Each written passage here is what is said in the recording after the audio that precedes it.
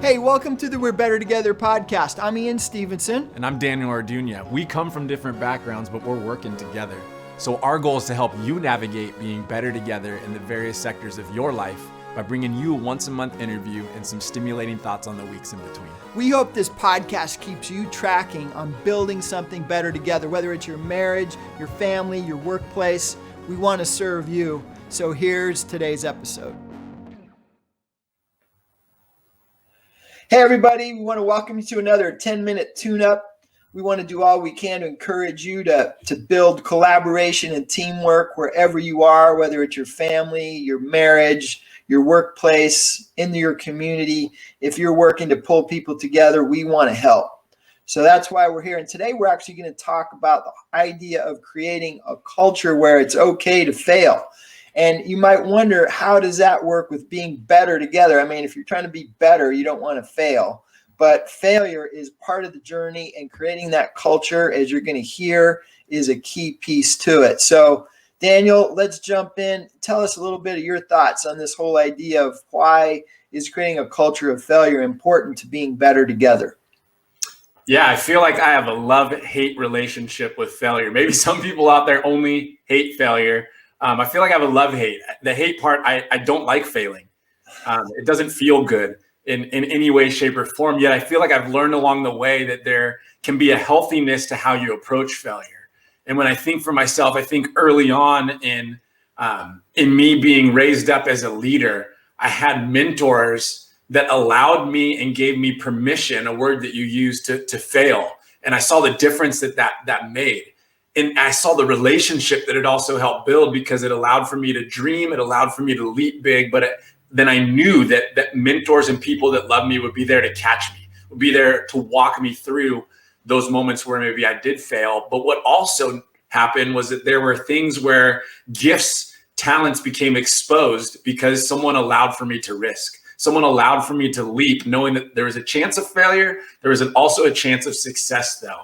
And I think that's really shaped me in my own leadership and how I lead others. But for you, Ian, as well, to keep us rolling. I know you have some things that have come to mind for you too.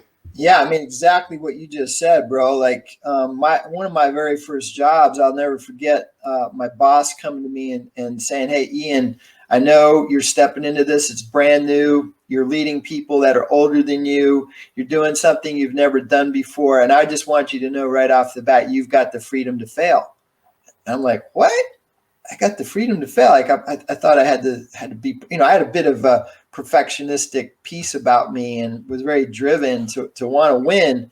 And so hearing this like almost blew me out of the water, and it really changed my trajectory, I think, in a lot of ways, because to your point, he gave me permission to just go for it.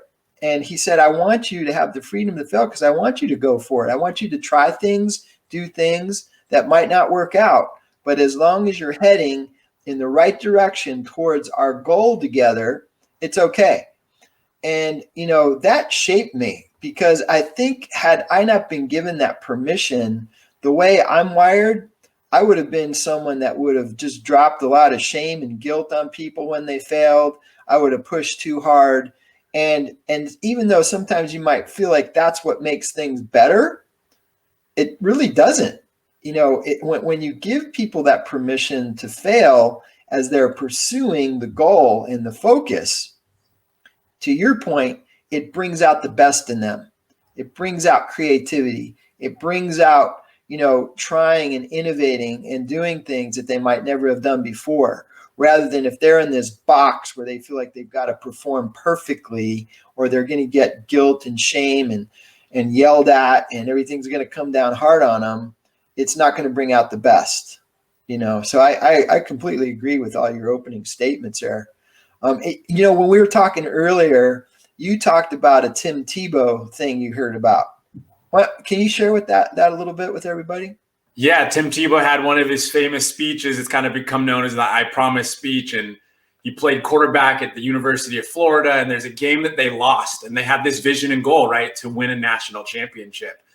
And he was feeling like he failed in that game. He didn't give as much effort. His focus wasn't there as much, losing track of the vision, as you just said.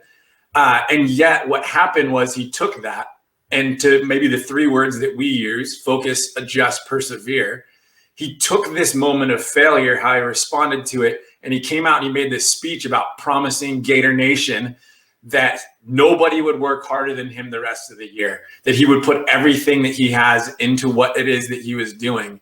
And in that kind of leadership kind of collected around, and the team gathered that momentum, and they went on and ended up winning a national championship. So you could see that response to failure as well. You've got this creating a culture of failure. You've got how do we respond to failure? And you could see in that moment how somebody responded to fail, how they adjusted to it, then how they persevered, and what that actually led to. And I think that that's huge as well.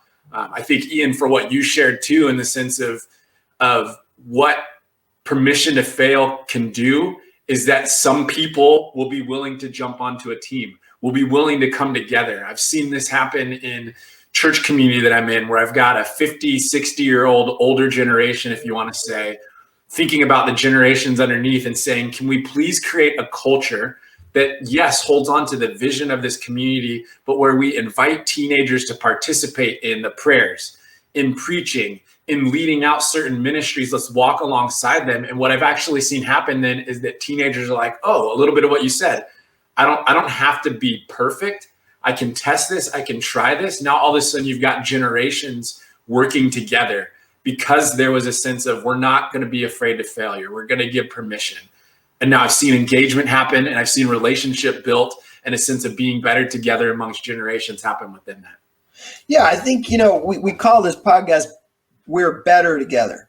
So it's all about getting better. And sometimes you just don't get better unless you're willing to fail, unless you've got that culture to fail that helps you get better, right? But if you're so afraid because you got to be perfect, then, you're not going to get better, because you're going to be like constrained in this box. And so I think it's just really key for our listeners right now to even start thinking about, how do you deal with failure? Like, even for yourself personally, what kind of demands do you put on yourself? Do you bring guilt and shame down on yourself where you don't even give yourself permission to fail?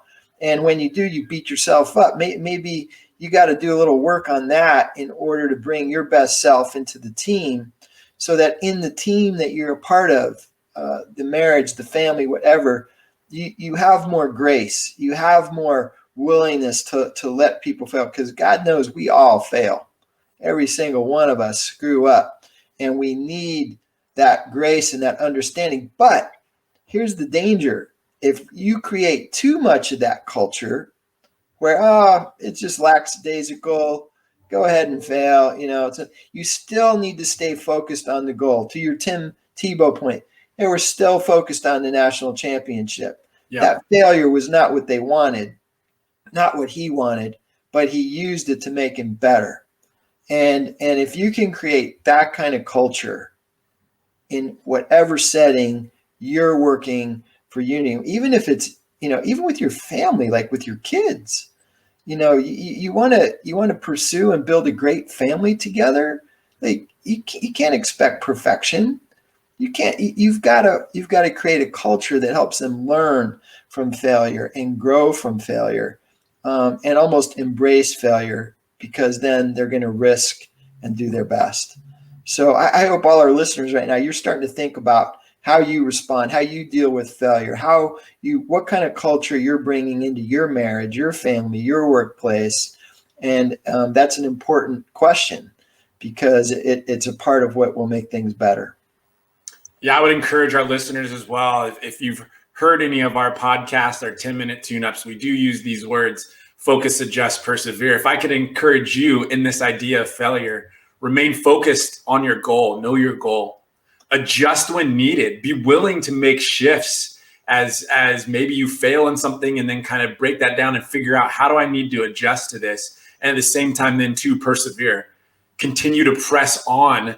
Yeah, hey, you failed. That doesn't mean it's done. That doesn't mean it's over. How can you keep pressing through into chasing after the goal that you're chasing after? That applies to you individually. That applies to any team that you're on, families that you're a part of. But we would encourage you in that way.